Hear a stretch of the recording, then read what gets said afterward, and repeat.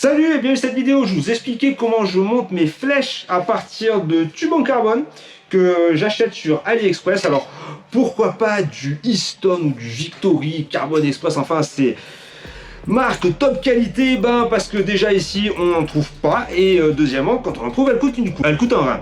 Donc en plus pour mon niveau on va se mettre d'accord, je suis pas un pro, j'ai un arc en bois pour l'instant avec 30 livres. Donc mettre du super haut de gamme, ça pas spécialement m'aider sur mes groupes. Et quand je m'entraîne dans mon jardin et que je pète une flèche, je préfère péter une flèche qui m'a coûté 1 ou 2 euros qu'une Easton X10 qui a dû coûter au moins 100 euros la flèche. Donc voilà. Un petit détail, je vais mettre un lien dans les commentaires et peut-être ici en haut sur un canal anglais. Donc si vous parlez la langue de Shakespeare, j'ai vraiment adoré la vidéo qu'ils ont fait. Alors j'ai appris à faire mes flèches avec mes profs au club, mais ils sont vraiment très très bons. Il y a d'ailleurs, si vous parlez anglais, vous allez voir, il y a quand même pas mal de choses qui sont qui sont à peu près la même, parce que d'un autre côté, je veux dire, on n'a pas réinventé la roue. Enfin, j'ai pas réinventé la roue sur comment monter ces flèches. Donc voilà, mais c'est vrai que c'est un canal que j'avais beaucoup aimé. En plus, il montre comment il coupe, ce que moi j'ai pas fait, j'ai pas coupé mes flèches parce que j'ai pas la scie, et puis en plus c'est des flèches, elles ont un spine qui sont déjà un peu dures, alors si je les raccourcis, voilà quoi. Mais bref, je pense que ça vaut le coup d'aller jeter un oeil et puis leur laisser un petit like parce que les mecs sont vraiment très bons. Voilà, alors maintenant on va commencer et je vais vous montrer déjà bien comment j'achète mes tubes, comment j'achète les composants pour mes flèches sur AliExpress. Donc une fois que vous êtes connecté sur AliExpress, pour les tiges, je vous recommande le Linkboy. Mais alors attention, il n'y a aucun des produits que je vous présente aujourd'hui qui est sponsorisé. Ok, c'est simplement ce que j'ai acheté. Au départ, j'ai cherché essentiellement par le prix. Et comme c'est du truc que j'ai testé, je peux vous dire ouais, c'est bon quoi. J'utilise depuis 6 mois, j'ai eu aucun problème. Par exemple, le Linkboy, la seule fois où j'ai eu une flèche qui a pété, c'est quand j'ai raté la cible et que la flèche est partie sur le mur. Donc là, ouais, elle a explosé. Par contre, la fois elle est partie sur la droite et qu'elle est rentrée dans le portail, j'ai un trou dans le portail. donc voilà, et la flèche a eu aucun problème, donc je l'ai bien inspecté, il n'y a aucun problème. Donc faites gaffe à ce que ce soit bien du pur carbone euro. Ils ont du 3K qui est vachement plus cher. J'utilise pas, comme je vous dis, c'est budget. Donc pur carbone euro. Si vous voyez du fiber carbone, oubliez, c'est de la vraie merde.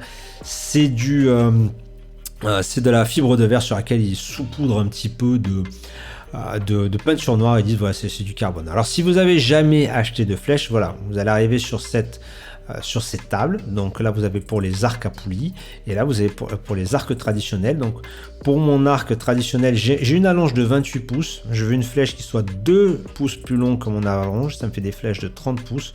Pour un arc à 30 livres, et ben voilà, ça me fait du 1. Le 1 c'est le 600. Sur mon arc composé, il est à 50 pour l'instant. Donc j'ai toujours une allonge de 28 pouces, plus 2, ça me fait toujours une flèche de 30 pouces, sauf que cette fois, si je regarde 50, ça me fait du 3, ça me fait du spine 400. Ok, donc c'est comme ça qu'on choisit les flèches. Si vous regardez les autres produits qu'ils ont, alors moi je prends du 6.2, parce que je fais essentiellement de l'indoor pour l'instant, et donc sur l'indoor ce qu'il me faut c'est du line cutter. Donc voilà, donc vous avez tous ces produits, donc vous pouvez jeter un oeil. Ok, après pour les inserts et les nocs, j'aime bien Bicaster principalement parce que pour le loisir ils ont le free shipping.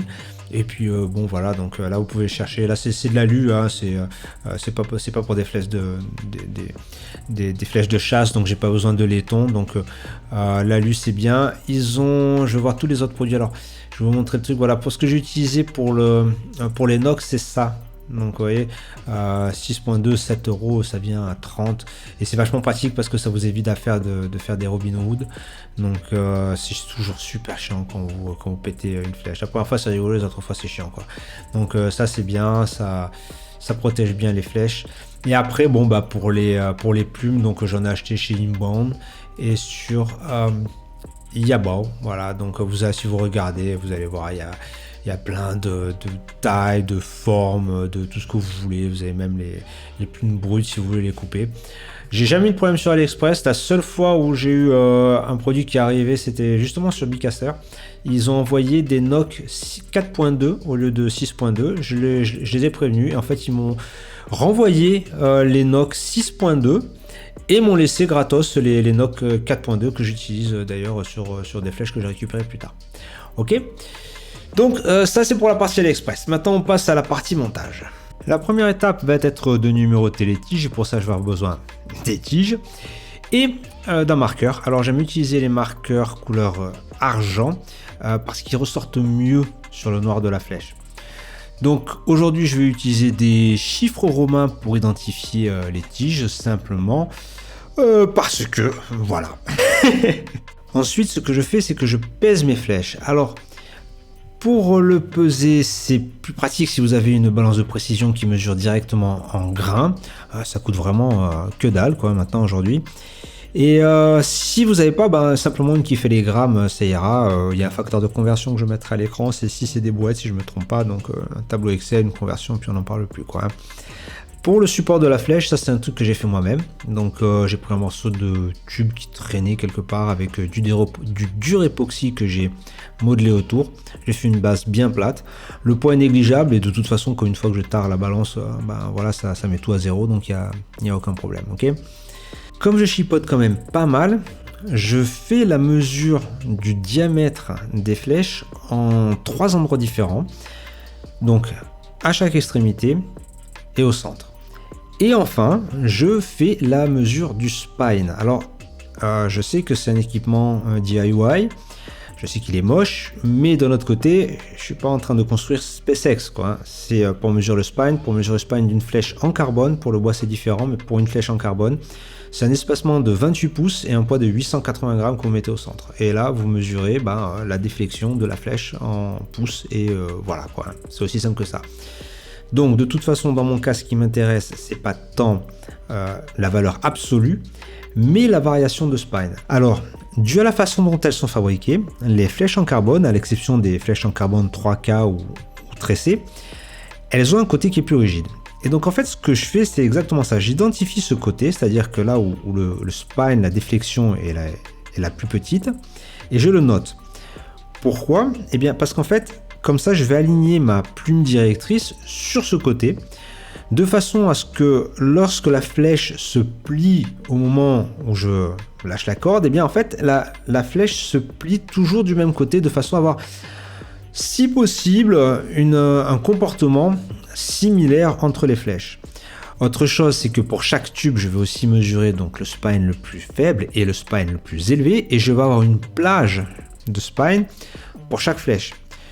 Et quand je vais faire la sélection des flèches que je vais utiliser en compète ou à l'entraînement, ce que je vais faire, c'est que je vais prendre donc les flèches qui ont cette plage la plus proche l'une de l'autre, hein, donc à la fois la plage la plus petite, mais aussi les plages les plus similaires d'une flèche à l'autre, de façon à de nouveau avoir des comportements le plus similaires possible entre les flèches. Et pour terminer, je fais la mesure de la rétitude de la flèche.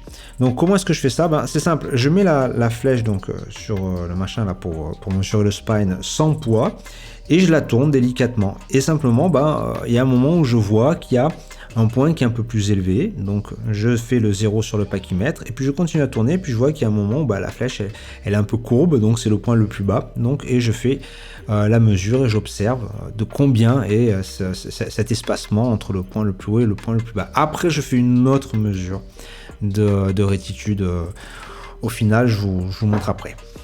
Et là, une fois que j'ai terminé ça, ça c'en est fini pour les préparations. Et donc maintenant, on va vraiment commencer à monter la flèche.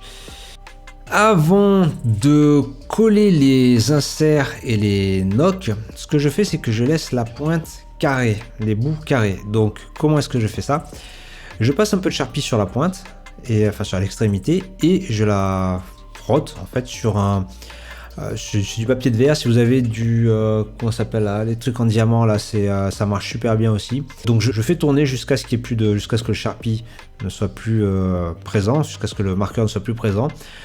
Je remets un petit coup juste histoire d'être sûr.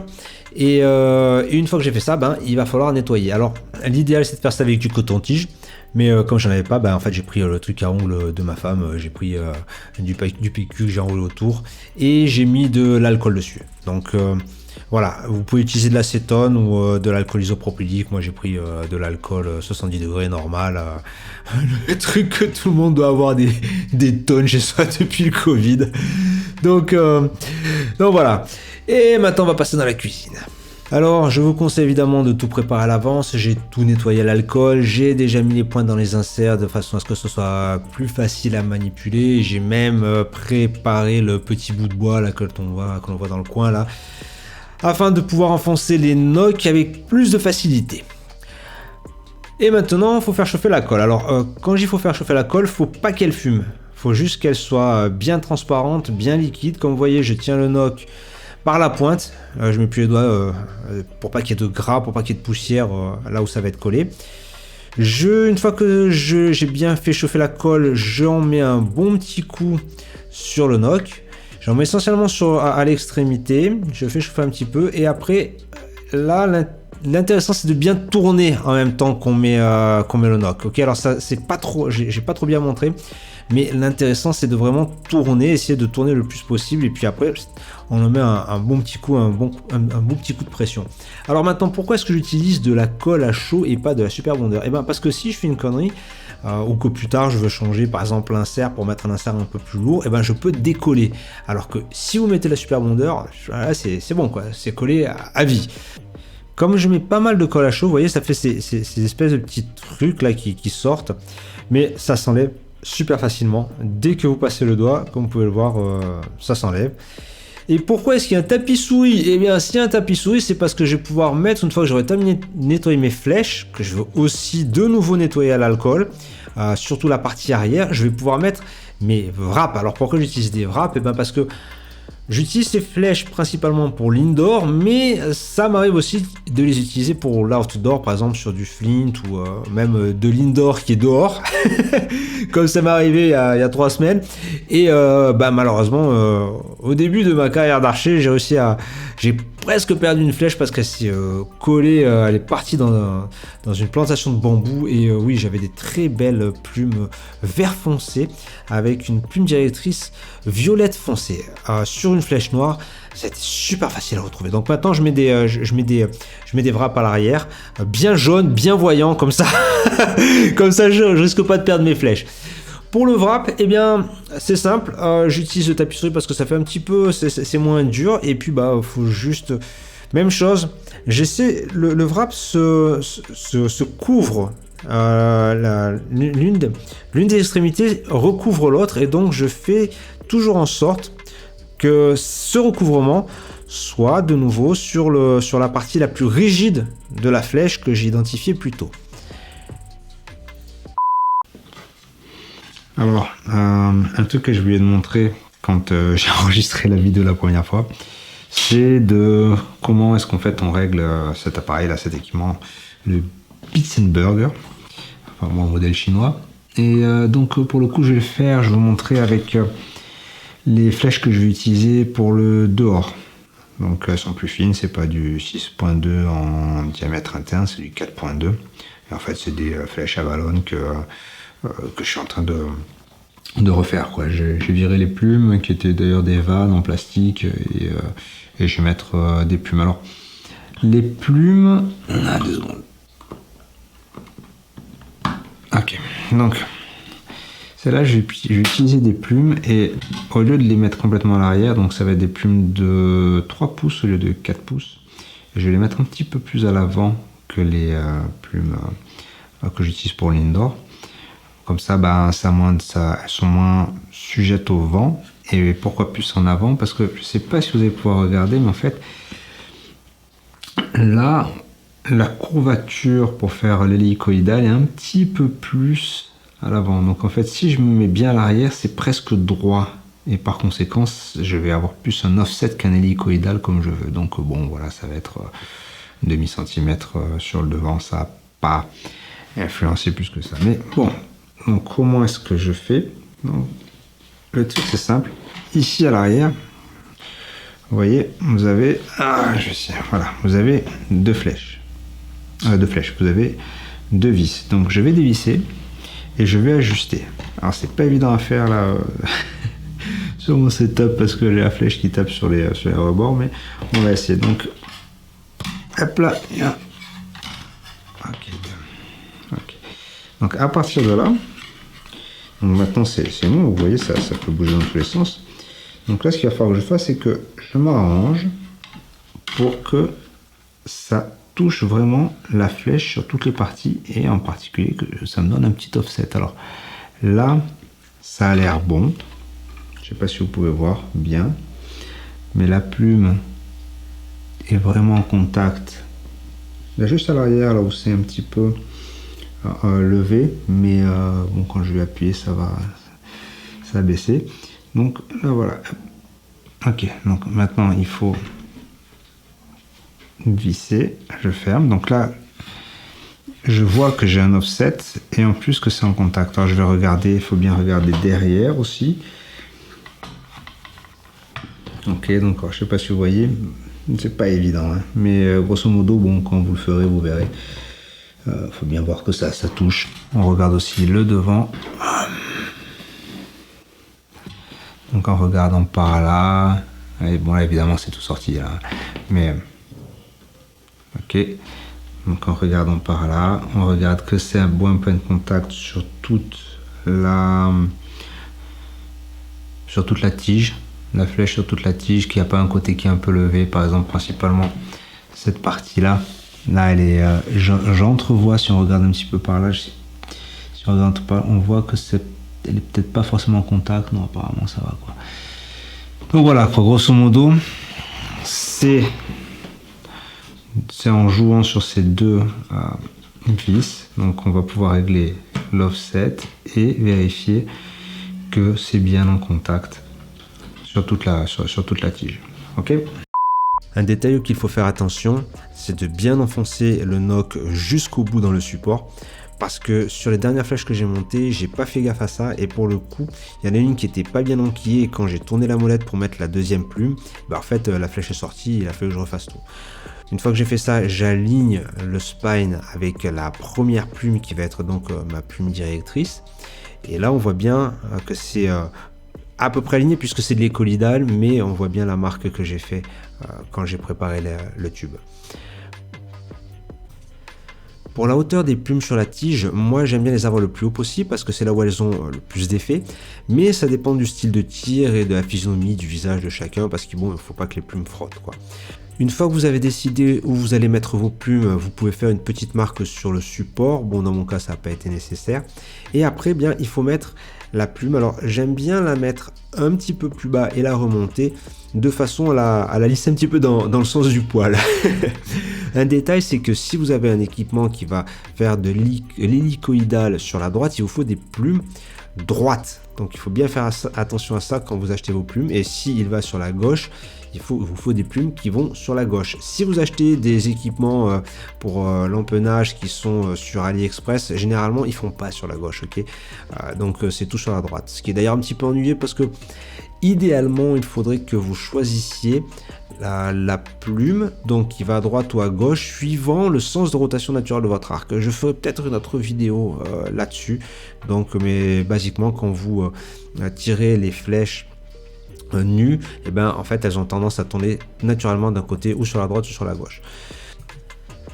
Pour la colle, j'utilise de la Super Bonder classique et faut y aller mollo par contre hein, parce que sinon moi les premières flèches que je faisais j'en mettais un peu trop et après ça coulait, ça me faisait des flèches dégueulasses. Donc là pour des plumes de 4 pouces je mets 5 gouttes et puis après j'étale avec la pointe du tube et j'attends un tout petit peu pour que ça sèche et après je mets sur le wrap qui a été préalablement nettoyé à l'alcool. D'ailleurs si vous utilisez des vannes en plastique, il faudra aussi utiliser un primer ou alors repasser un coup d'alcool pour bien nettoyer afin que ça colle bien.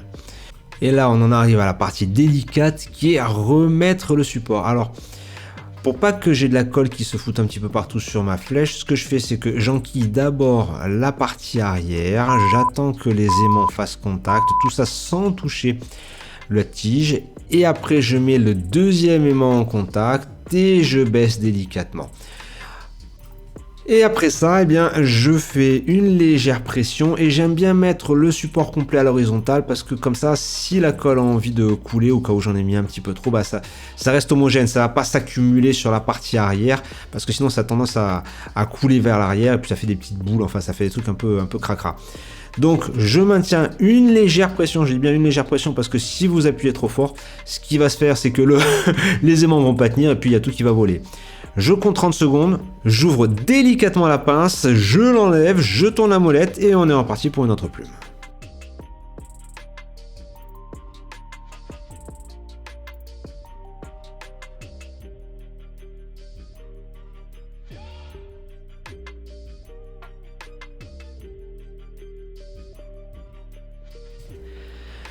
Voilà, donc c'est assez clean, ça n'a pas coulé, ça n'a pas bavé, les plumes sont bien en contact avec la tige sur toute leur longueur.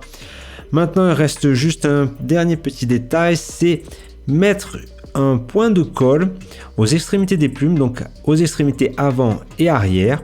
Et ça a pour but de protéger les plumes, donc par exemple quand elles frottent contre le reste ou alors quand elles rencontrent une autre flèche sur la cible, de façon à ce qu'il n'y ait rien qui risque de passer sous la plume et qui puisse l'arracher avec le temps. Il y a aussi l'option de mettre des tubes thermorétractiles. J'ai essayé, j'ai eu des résultats mitigés, donc pour l'instant j'en reste avec un petit point de colle que je fais sécher et c'est très bien comme ça. Maintenant que les flèches sont montées, un dernier petit test pour vérifier si elles sont bien droites. Et en fait, là, on voit clairement qu'elle n'est pas droite. Si elle était droite, elle n'aurait pas cette espèce de petit mouvement là sur la pointe. La pointe devrait tourner sur son axe. Et là, ça fait une espèce de mouvement circulaire qui est pas bon du tout. Pour faire ce test, en fait, j'utilise donc cet équipement.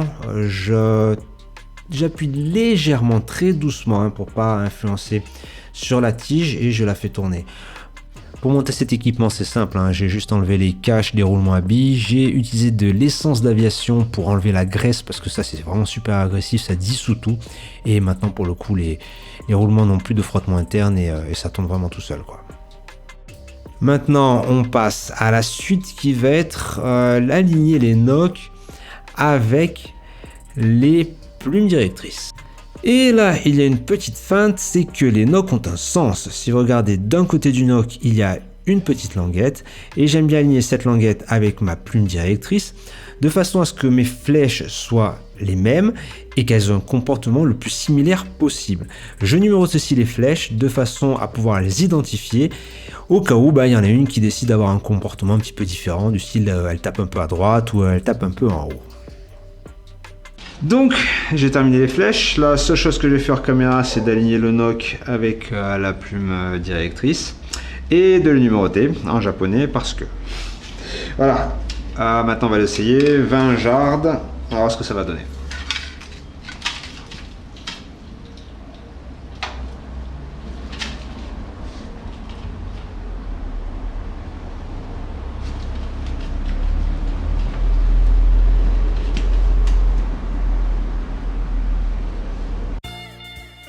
I've heard people say that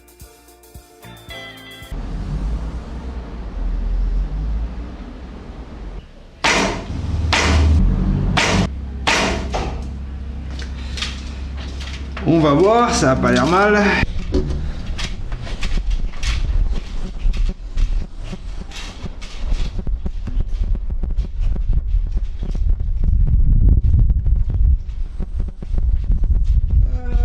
Ouais, ça va, c'est pas trop mal pour un tir d'échauffement. Celle-là, j'ai changé le crawl en plein milieu parce que je voyais qu'elle tapait un peu haut. Et donc ouais, ça va. C'est pas trop mal.